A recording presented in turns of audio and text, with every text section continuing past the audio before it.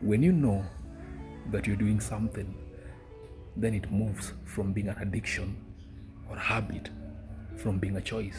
Let's say, for example, when I wake up in the morning, I just grab my phone and go on social media. Like, I love going on social media, Before I know it, I can easily say it's an addiction, like I'm just doing it naturally.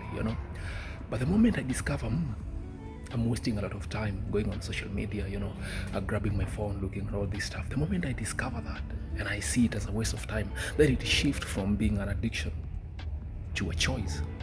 So now I'm the one waking up in the morning and intentionally grabbing my phone, knowing that I'm wasting time, knowing that it's not the right thing for me to do, but I'm doing it. So it's no longer an addiction, it's no longer a habit, but now it's a choice. What do I mean?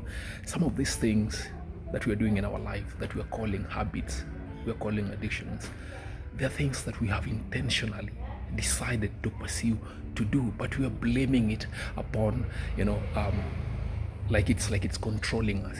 It's like it has power over us. But in real sense, we're the ones that are doing it intentionally. Like, taking that cigarette, that it's not good for you. Like, that intentionally, it's not good, but you go there intentionally and you buy it and you take it. Then that moves from being an addiction, it moves from being a habit to a choice. You're the one deciding, because you know the repercussions that comes with it. If you go deep, and this I had to come and understand later in life, that some of the things that I call addiction or habits were things that I had a belief system, that made me go after them.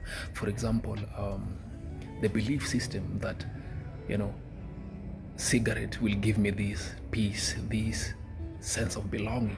If that's the belief system, and I've done it so much that I now believe that the moment I take it, there's this peace that I get from it, there's this self-satisfaction that I'm getting from it. If that's my belief system, then it becomes hard for me to be able to deal with it, like living it. So that's why I'm calling it an addiction, a habit, because I have practiced it so strongly. The synaptic connections in my brain from the neuroplasticity of doing it have made it so strong as a belief system that it's hard for me to get rid of it. But I know that it's wrong, but I'm doing it. So dealing with some of these things you call addictions or habits, which are basically choices, the first thing that you have to do is you have to look at the belief system. What belief system do I have for this particular thing that I'm addicted to or I'm choosing to? The moment you get the belief system behind it, then it becomes easy for you to live it. For example, there are these people you find, I used to be a culprit of this, attracting people who just mistreat you, heartbreak you, they don't treat you right, they don't value you. I was a culprit of that, and I used to think, the world is crooked, the world is full of these kind of people.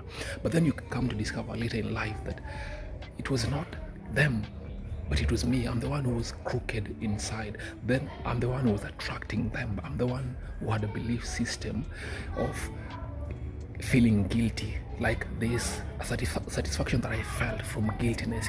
When I felt guilty, I felt better. So law of attraction, synchronicity had to bring people to make me, like adhere to my belief system. Law of attraction had to do that. That's why I had to attract these kind of people to mistreat you, to mistreat me, to outbreak me, to prove to me that this belief system that I have is working. That feeling guilty, that feeling like I'm not worthy, Law of attraction has to prove it. So it's so simple. You have to look at the belief system behind everything, the things you call habits or addictions, which are basically choices.